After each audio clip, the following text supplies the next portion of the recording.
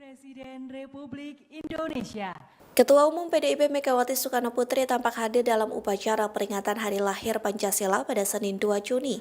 Menjadi sorotan publik saat Megawati berdiri diapit Presiden Prabowo Subianto dan Wapres Gibran Rakabuming Raka sebelum upacara dimulai. Tak hanya itu, ada Presiden Prabowo kepada Megawati pun disorot. Dikutip dari tribunnews.com, Prabowo ingin berjalan berdampingan dengan ketum PDIP itu. Hal itu terlihat saat awalnya Prabowo berdiri sendiri di depan.